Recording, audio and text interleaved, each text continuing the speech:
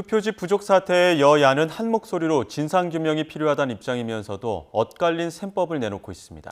국민의힘 장동혁 대표는 재선거가 불가피하다고까지 말했는데 민주당은 정치쇼, 본질 흐리기라고 일축했습니다. 국회 연결해 보겠습니다. 박희재 기자, 여야가 조금 전 투표지 사태에 대한 입장을 잇따라 냈죠? 네, 그렇습니다. 국민의힘 입장부터 전해드리겠습니다. 하루 사이에 입장이 상당히 강경해진 분위기인데요.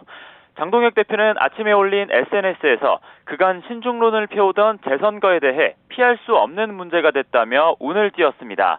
이어진 기자간담회에서는 출구조사 발표 이후에 투표를 계속한 것 자체로 자유선거의 원칙이 무너졌고 독일에서도 이런 이유로 전면 재선거 판결이 나왔다고 힘을 실었는데요. 이재명 대통령을 향해서도 답변을 서둘러 내라며 시기와 형식 제한 없는 회담도 요구했습니다. 특히 이 자리에서 장 대표는 국민들 절반이 불신하고 있다면서 사전투표 폐지 필요성까지 요구했는데요.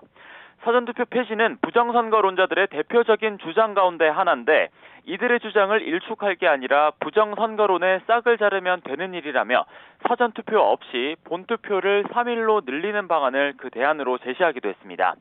반면 민주당은 장동혁 대표의 주장들을 향해 정치쇼다, 본질 흐리기라고 일축했는데요.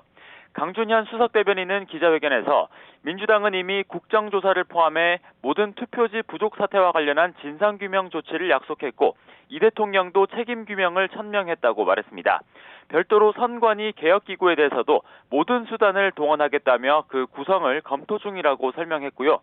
특히 장 대표가 주장한 재선거 입장엔 당내 정치적 입지 탓에 과격한 말을 쓰는 거라고 꼬집었습니다. 그러면서 국민의힘이 주장하는 국정조사나 특검을 위해서라도 후반기 원구성을 끝내는 게 먼저라며 하루빨리 협조하라고 목소리를 높였습니다. 오후에는 한병도 원내대표 기자간담회도 예정된 만큼 선관위 개혁기구를 포함한 구체적인 입장이 나올 것으로 보입니다. 네, 지방선거 이후 여야의 움직임도 전해주시죠.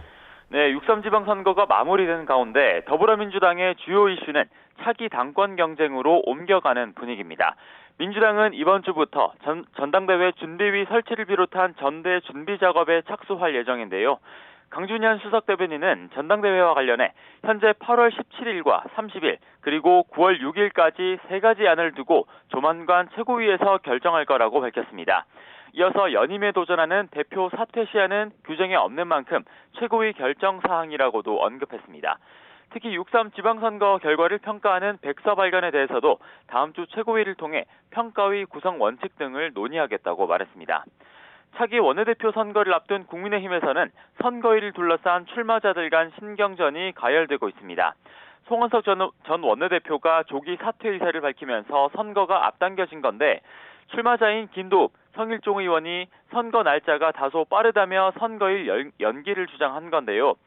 특히 원내 지도부에서 함께 정책위의장을 지낸 정점식 의원과 송원석 전 원내대표 간 사전 조율이 있었던 것 아니냐는 의심까지 나오자 송 전 원내대표가 출마자 3인을 불러 오후에 비공개 면담을 진행하기로 했습니다. 당내 소장파 모임인 대안과미래가 앞서 입장문으로 새 원내 지도부의 모습은 변화와 자성이어야 한다며 의원총회를 통해 선출 일정을 확정하자고도 촉구했는데 이 같은 상황을 고려해 원내대표 선거일이 기존 9일에서 조금 더 미뤄질 거라는 관측도 나옵니다. 지금까지 국회에서 전해드렸습니다.